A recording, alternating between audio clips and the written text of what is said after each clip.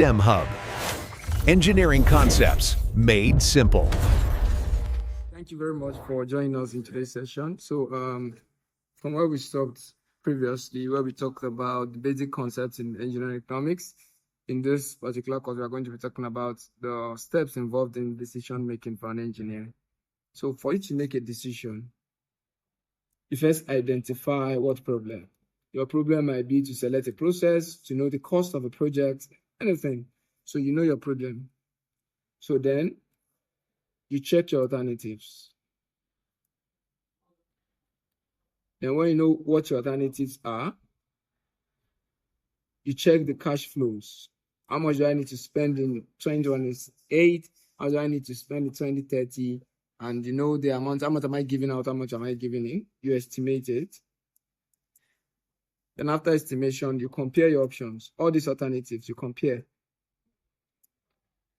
Compare options.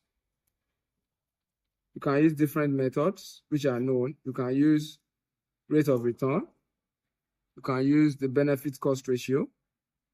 You can use the present worth analysis. You can use the annual worth analysis to check which of these options is the best. Then even though you've checked that this has more interest, you need to consider your risk. Just as we talked about previously, you consider your environmental economic risk. Consider your economic risk. Consider your environmental risk. Consider your political risk. Consider your technical risk, and so forth and so forth. So you consider your political risk, as the case may be. Then after that, you then select the most viable option. Select the best options. Then upon selecting it, you don't just select, you monitor that solution to ensure that you have selected the best option out of all viable options. So you monitor the performance of it before implementation. So before full implementation, then you implement. So where is engineering economics applicable? So it is applicable when we are talking about planning in terms of installation,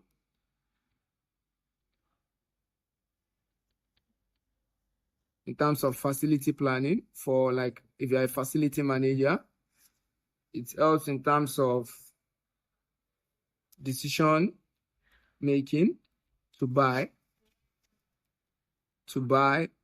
or make.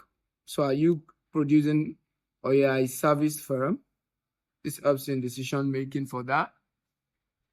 Then it helps in decision for if you are doing an equipment replacement. Are you replacing your equipment on a quarterly basis, on 4-year basis, or a 10-year basis?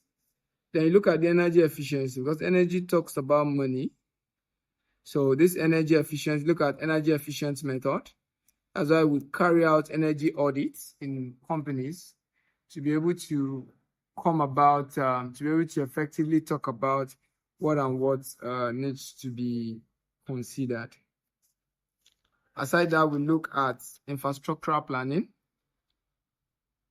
So you look at the infrastructural planning. How do you, let's say you have a manufacturing plant, how does this process of systems want to go? So you look at the infrastructural planning, you try to optimize it. Planning.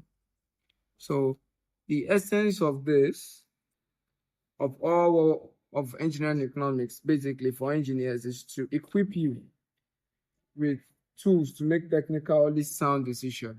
You want to make a decision about a project. Okay, I'm going for this project. Why are you going for that project? You'll be able to be backed up with these engineering economic laws. So it helps you in what? Making justified decisions. So in our next video, we're going to be talking about time value of money. Time value of money is basically trying to tell you about what inflation has in decision making for an engineer. and how it is important for us as engineers to put into consideration what needs to be considered. Thank you, and join us for the next session. So for the quiz for this is for you to think about a particular engineering problem, try to identify that problem, look for alternatives, estimate the cash flow, compare your options, check your risk, and you select your best option. This gives you a practical sense of what engineering economics is trying to talk about. Thank you.